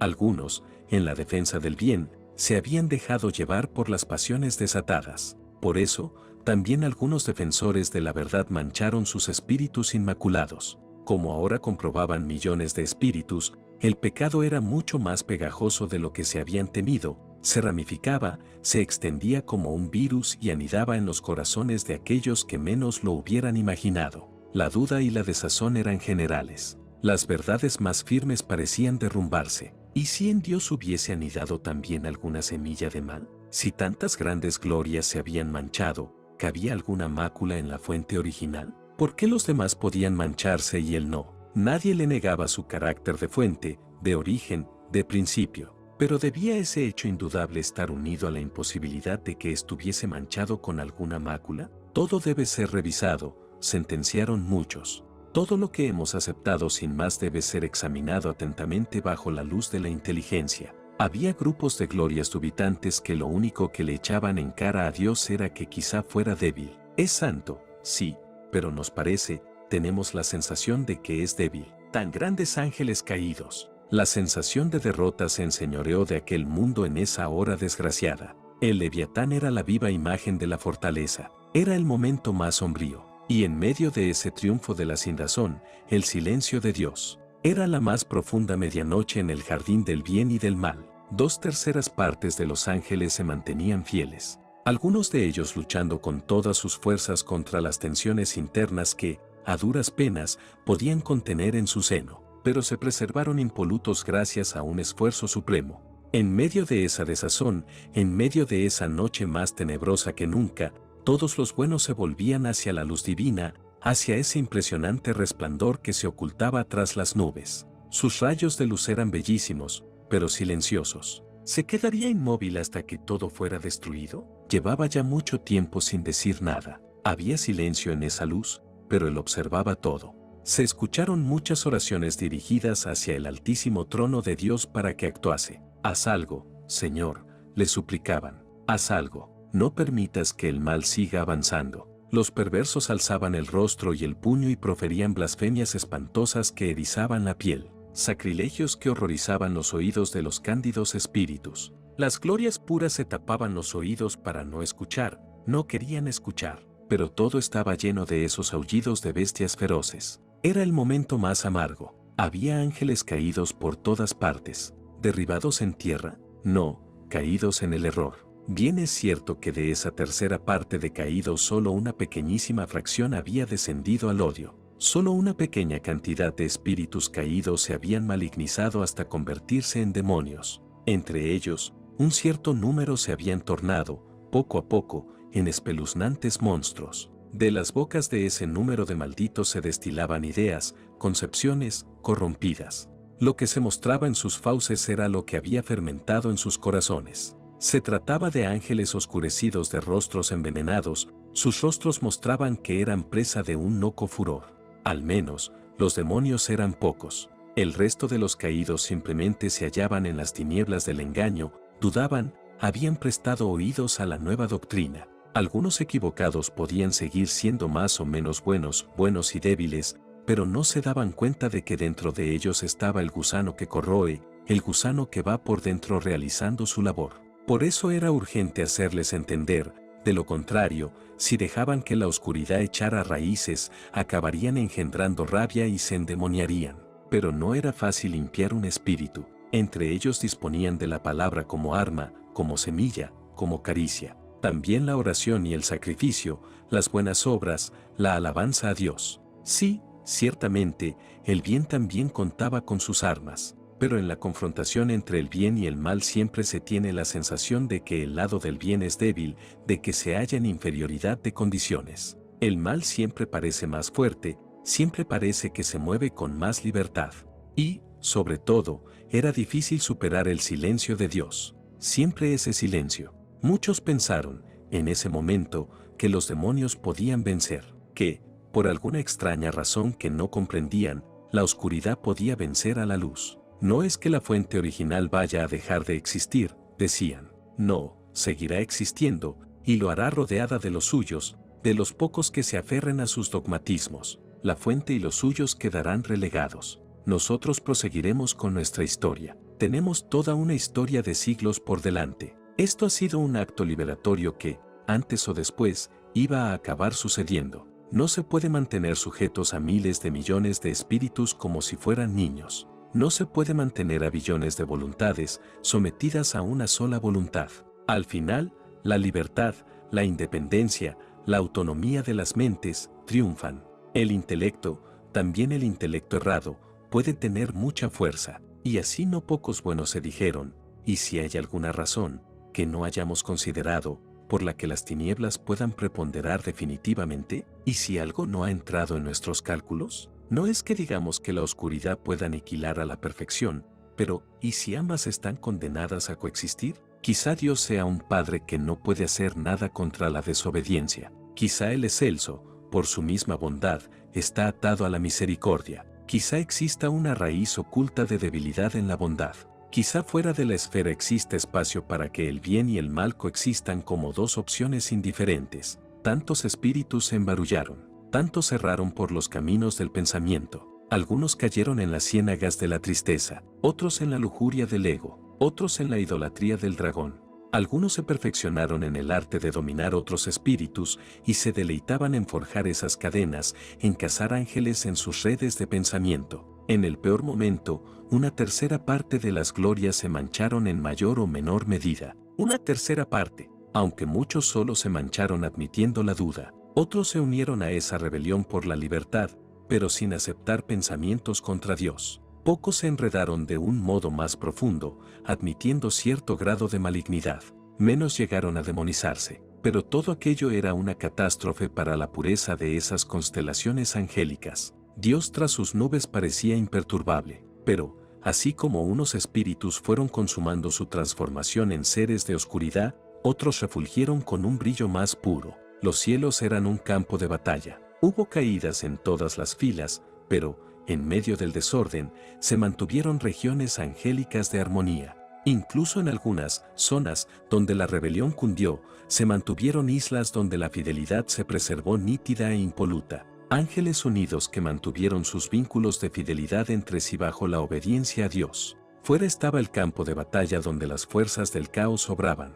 En ese campo de lucha, entre muchos indecisos, entre muchos débiles, los peores se seguían satanizando y los mejores se divinizaban bajo la acción de la gracia. Visto desde la altura de la hora, aquel tiempo de triunfo del mal no fue muy largo, pero nos pareció inacabable. Hubo mucho sufrimiento, mucha santidad mancillada. Si los ángeles hubiesen podido llorar, muchas lágrimas habrían caído de los cielos. Hubo ángeles verdaderamente torturados en su espíritu por glorias corrompidas, glorias que ya no merecían el nombre de ángeles, sino de demonios. En mitad de esa desolación, de esa lucha, de esa falta de esperanza, sin que nadie lo esperara, varios ángeles santos, varios espíritus que se habían dedicado a la oración y el ascetismo, profetizaron el mismo mensaje en distintos puntos del mundo angélico, y clamaron con voz solemne y tan fuerte que hasta los mismos demonios lo oyeron. Así dice Dios, mío es el poder y mía es la gloria. Mi fuerte brazo podría conocer la victoria ahora mismo. Nada puede resistir mi decisión. Una sola palabra de mi boca, y la nada sería de nuevo la morada eterna de los malvados. Yo saco de la nada y puedo hacer retornar a la nada. Yo no lucho contra nadie, porque nadie puede luchar conmigo. Podría yo mismo poner orden con mi diestra, pero otros son mis planes. Los que ahora se creen invencibles, por simples criaturas serán vencidos. El mal no solo retrocederá, sino que será expulsado de los cielos. Mas la humillación será plena, escuchad, porque no será mi brazo, sino otros ángeles los que llevarán a cabo mi designio. Esta es mi decisión y así se hará. Los demonios se quedaron perplejos. ¿Cómo se habían puesto de acuerdo tantos ángeles en dar el mismo mensaje? Por un momento sintieron el escalofrío de pensar que lo dicho fuera verdad, pero enseguida se recobraron y lanzaron nuevos gritos de lucha. Volvieron a la batalla y cosecharon nuevas victorias. El diablo avanzaba como un gigantesco monstruo con muchas patas que acababan en garras, como un monstruo de largo cuello y boca de dientes de acero, rodeado por una multitud de seres infernales que se veían como pequeños peces envolviendo a un monstruoso cetáceo, como saltamontes alrededor de un cocodrilo. Satán avanzaba con paso pesado, nadie lo podía detener. En medio del rumor de miles de pasos del ejército del abismo, se oyó el tronar de los ángeles más perfectos, de los que más habían amado. Era como si levantaran su espada, la espada de la verdad. Su rugido de león fue como un trueno que recorre todo el cielo. Una andanada de flechas, las flechas de las razones, se clavaron en los corazones de muchos rebeldes. Grandes ejércitos de rebeldes tuvieron que retroceder ante el dolor de los argumentos. El bien había formado su ejército. 4 ángeles de la máxima jerarquía, los 4 que un día estarían alrededor del trono del Cordero, habían organizado la defensa de la causa del Señor. Aún así, a pesar de las andanadas, los malvados se fueron acercando más y más hacia Dios, desplazando paulatinamente a las miríadas de ángeles. La escena era muy triste. ¿Tan débiles eran los buenos? Ciertamente no. Había que reconocer que los inicuos se habían hecho demasiado fuertes. Corazones de hierro, dientes de odio, bocas que eran espadas afiladas. Que sin razón. Era como si quisieran llegar hasta Dios mismo y atacarlo. Querían penetrar en él, pero ¿qué creían que podían hacer? Creían que era como un ángel más.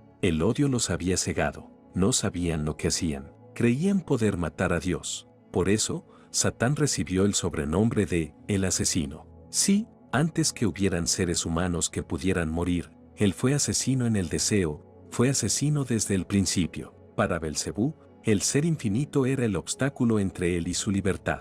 Si hubiese podido asesinarlo, lo habría hecho sin vacilación alguna. Si hubiera algún modo para arrebatarle el ser a Dios, su mano habría sido firme. Hubiera preferido un universo sin el Padre. Pero ¿cómo se mata a un espíritu? ¿Cómo se puede asesinar a cualquier espíritu? ¿Habría algún resquicio? Sabía que no. Pero, ¿y si había una rendija en el ser llamado Supremo que no conocía? A veces las cosas parecen imposibles hasta que se intentan. A veces, lo inalcanzable resulta no ser inalcanzable. Bien sabía que a él le llamaban Biliel, que significa, sin valor, lo que no vale. Hoy verían si tenía o no valor.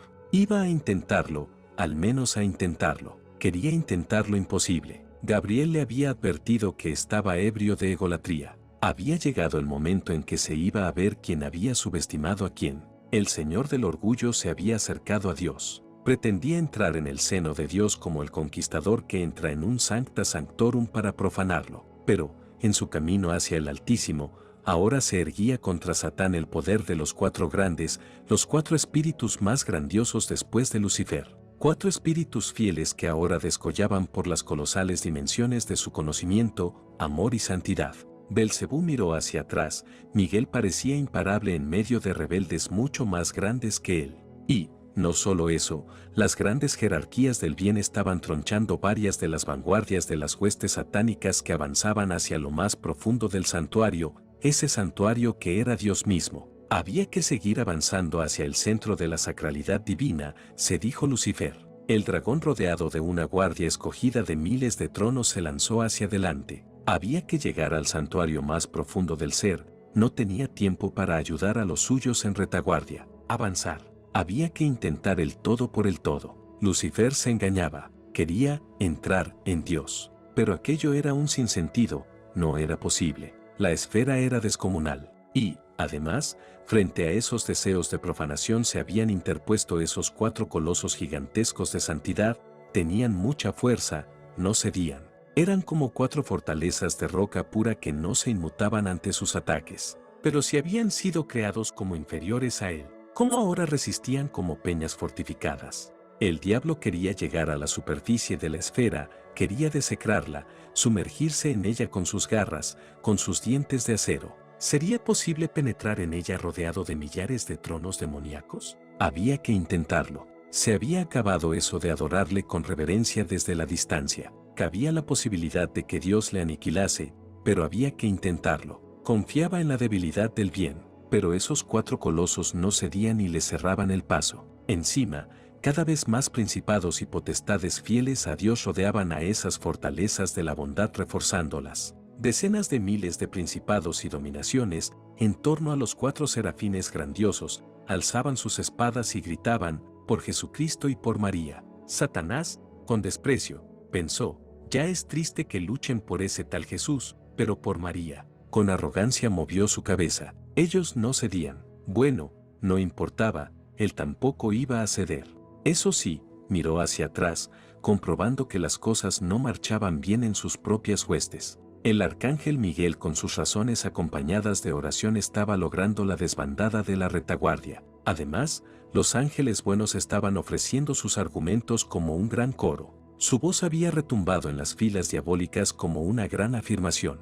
Los ángeles fieles acudían a comunicarse con aquellos ángeles caídos que habían dado muestras de vacilación. La batalla había sido todo un ejemplo de magnífica acción conjunta, aunque, pronto, las hordas satánicas, los más fieles a Belcebú, habían irrumpido creando confusión, impidiendo que los argumentos celestiales penetraran y ganaran más adeptos. Satán había conjeturado que se trataría de una larga guerra, con victorias en un lado y en otro, con batallas que, unas veces, las perdería y otros enfrentamientos en los que arrebataría miríadas angélicas al otro bando. La guerra angélica era el resultado de una fuerza constantemente ejercida, de un combate sin tregua, de acciones organizadas conjuntas y de acciones individuales, entre un ángel y un demonio, entre un ángel y un caído indeciso, entre un ángel santo y un monstruo diabólico. A veces caían en la duda los santos. A veces se arrepentía un monstruo de soberbia que, entre lloros, pedía perdón. Millones de espíritus continuaban en la lucha. Los ángeles fieles alzaron 2 estandartes. En realidad, no eran estandartes materiales. Ni materia ni instrumentos podían hallarse en los cielos. Pero lo que ellos alzaron se puede comparar con un gran estandarte. Eran representaciones de lo que Dios les había revelado. Eran imágenes, iconos, pero levantados en alto. Vosotros necesitáis que alguien os pinte algo con líneas, colores y tonalidades sobre una superficie. Vuestro ojo lo ve y envía señales al cerebro que lo procesa. Vuestro entendimiento capta lo que expresa ese icono. En nuestro caso, esas 2 imágenes eran algo inmaterial, de naturaleza enteramente intelectual, pero eran grandes obras de arte en las que habían intervenido centenares de grandes ángeles completando hasta sus más minúsculos detalles. Allí no había colores, sino conceptos que formaban una construcción para la mente. Un niño podría haber visto a Miguel Ángel mezclar colores y ponerlos sobre una superficie. Y si el niño hubiera sido muy pequeño no hubiera entendido el conjunto que formaba la Capilla Sistina. Lo que hizo Miguel Ángel con colores de un modo material, lo hicimos nosotros a nuestro modo. Nuestras construcciones mentales acerca de nuestro Señor Jesucristo y su sublime Madre no solo desprendían belleza sino también teología y espiritualidad.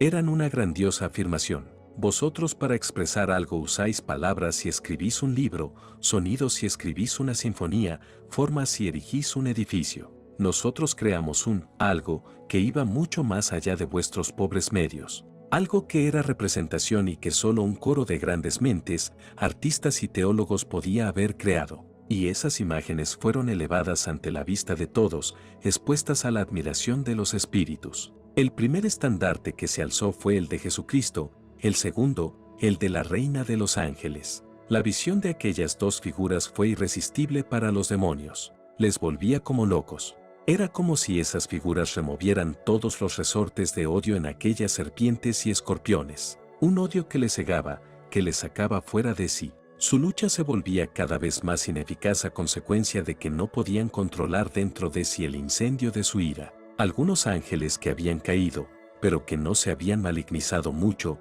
se pasmaron al ver la reacción de los demonios. ¿Por qué esa reacción? ¿Por qué esa locura furiosa? Esos demonios eran espíritus angélicos o bestias. Lo que emergía de sus gargantas era un torrente de blasfemias. Muchos ángeles caídos, discretamente, se alejaron de las filas rebeldes. Veían con claridad que estaban siguiendo a unos locos. Podían no entender todos los planes de Dios, pero lo que no podían hacer era seguir a unos dementes. Por el contrario, esos ángeles caídos veían que la imagen de Jesucristo que habían levantado los ángeles era bellísima. Ella reflejaba todo el amor que Dios les había dicho que tendría a los hombres y, por ende, también a los ángeles. Si iba a amar así a sus hijos humanos, ¿no amaría de igual manera a sus hijos angélicos? La imagen de la Santísima Virgen María constituía, por sí misma, toda una predicación. Solo había que contemplar esa imagen y la predicación surgía espontánea en el corazón del que contemplaba semejante mansedumbre, semejante hermosura. Cierto que solo veían una mujer, lo que en el futuro sería un ser humano femenino, pero la imagen transfundía pureza, humildad, todas las virtudes que ornarían su alma. ¿Qué diferencia entre el rostro sereno de la Reina de los Ángeles y la faz horrible de Biliel? ¿Qué contraste entre ese cuerpo menudo y grácil de mujer que expresaba sencillez y adoración, comparado con el ser monstruoso como una serpiente gigante en la que se había convertido Belcebú? ¿A quién estaban siguiendo? El Belcebú de ahora no era el bello Lucifer de los primeros tiempos que los había subyugado. El mensaje que aquella mujer predicaba con su silencio era muy sencillo: había que someterse a los dictados de Dios. Toda la inteligencia de los ángeles buenos se había empleado en elaborar hasta los más pequeños detalles de esos estandartes. Tras mucho trabajo, dos grandes pendones se alzaban en los cielos. Lo que no se imaginaron al realizarlos era que esas imágenes iban a desprender una espiritualidad tan irresistible. Los ángeles miraban extasiados esas representaciones. Satán no acababa de prevalecer sobre los cuatro serafines, sus tronos maléficos estaban agotados. Y, lo que era peor, distintas grandiosas jerarquías se habían colocado alrededor de esas cuatro fortalezas del bien. No iba a poder traspasar esa barrera de guerreros. Era más digno retroceder en ayuda de los suyos.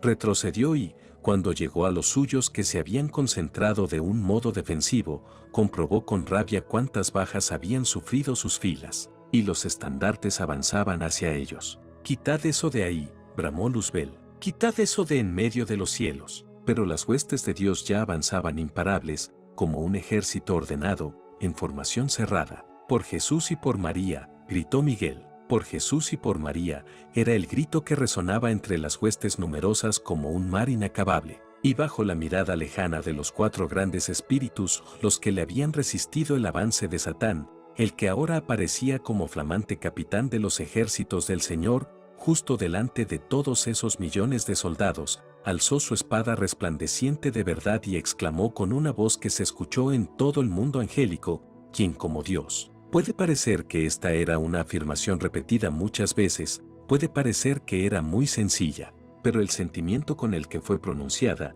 un sentimiento que nacía después de mucho sufrimiento, fue tal que conmocionó a todos, fieles e infieles. Su afirmación retumbó entre todas las huestes, afirmando y conmoviendo a los buenos, estremeciendo a los malvados. Entonces, se produjo el gran avance, por fin, de las fuerzas de la fidelidad. Ni todas las mentiras de los demonios pudieron resistir el embate del ejército de la luz. A cada momento que pasaba, más y más ángeles caídos comprendían por fin, se arrepentían y abandonaban las filas de la gran serpiente. Los demonios se afanaban con sus garras por apresar intelectos. Pero era como si la luz de la mañana se hiciese y los engañados comprendieran que equivocados habían estado. «Señor, perdóname», se oía por todas partes. y los arrepentidos miraban hacia lo alto, hacia la luz divina, y se elevaban hacia ella abandonando el campo de batalla. Dios mío, ¿cómo he podido caer tan bajo? Cuánta más luz se hacía entre las glorias, más descoordinados, más carentes de sentido, pero ya sin efecto, eran los golpes de sus garras malignas en mitad del aire. Eran movimientos desesperados tratando de agarrar algo, tratando de herir a los ángeles que huían de la rebelión. Satán había estado luchando denodadamente con todas las fuerzas de sus poderosos miembros. Era inútil. Ahora levantó su testa coronada y miró por encima de sus filas enfrascadas en el fragor del combate. Sin alterarse miró hacia el norte, miró hacia el sur, oteó en todas direcciones. Los ejércitos del Altísimo les rodeaban en cualquier dirección a la que dirigiese la vista. Estaba claro que la ebriedad había pasado. Las defecciones eran imparables. Una vez que comenzó el desmoronamiento, resultó imposible pararlo. Los caídos comprendían. Era fácil unirse a la sedición, cuando ésta parecía que iba a extenderse a todos los ángeles, cuando ésta parecía el futuro. Pero ahora se estaba haciendo la luz, ahora quedaba claro, habían seguido una locura. El cerco se estrechaba. Solo los peores, solo los más endurecidos en el mal, resistieron todas las razones, todas las oraciones, todos los esfuerzos que los buenos hicieron por su conversión. Pero, al final, fue en vano, hubo un número de irreductibles. Solo uno de cada varios miles de ángeles se mantuvo petrificado en su decisión.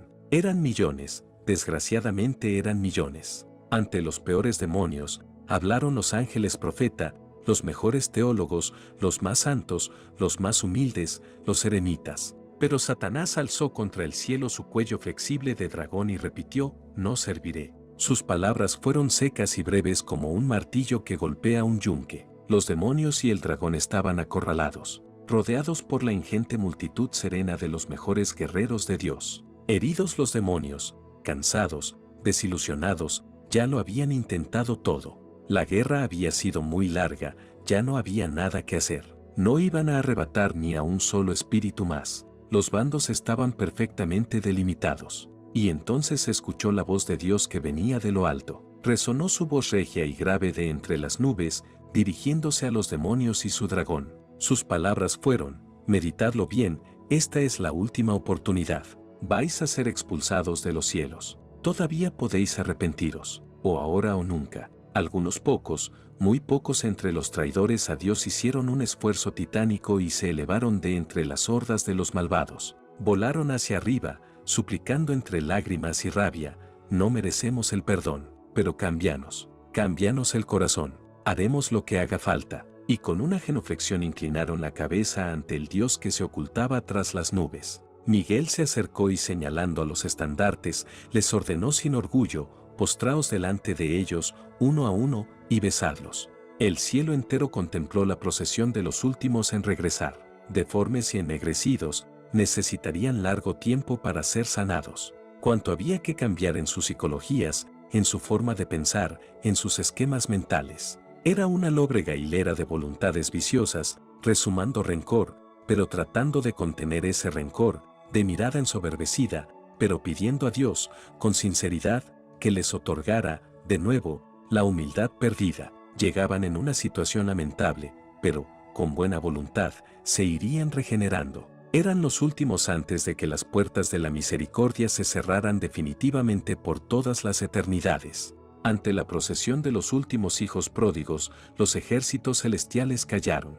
No penséis que hubo un estallido de alegría. Contemplaban con el corazón sobrecogido el regreso de cuerpos mutilados, cuerpos abiertos, con los huesos rotos dentro de la carne. Era un espectáculo sobrecogedor ante el que de modo espontáneo se hizo un profundo y respetuoso silencio, respetuoso ante el dolor ajeno. Inesperadamente, el omnipotente Dios, Señor de todas las cosas, habló rompiendo ese silencio. Se dirigió a Satanás. Todos sabían que eran las últimas palabras, las últimas que le iba a dirigir. Hijo mío, vuelve a mí, te lo repito. Esta es la última oportunidad.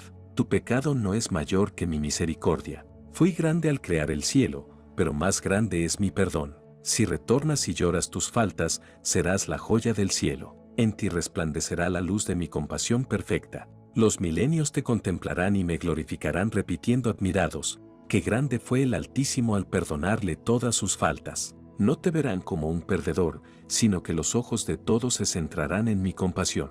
Te ocultaré el tiempo que necesites, todo el tiempo que precises. Hijo mío, serás la joya de mi misericordia. Brillarás con mi perdón y dejarás atónitos a los humanos que vendrán en las generaciones venideras. Hasta donde llegó la misericordia divina. Ellos, viéndote, comprenderán que no hay pecado que no pueda perdonar. Tú, mejor que nadie, podrás transmitir esa confianza al humano que, en el futuro, caiga en el fango. Serás un gran predicador, serás un gran intercesor por los pecadores que me repetirás a lo largo de los siglos: si me perdonaste a mí, perdónale a él. Conozco tu historia alternativa a partir de este momento. He visto tu historia futura como arrepentido y penitente, pero también he visto tu historia como réprobo eterno. Recibiste el nombre de Lucifer, recibiste después el nombre de Satán. Arrepiéntete y recibirás el nombre de Gema, porque serás un topacio con un brillo totalmente peculiar y hermoso. Tú eliges.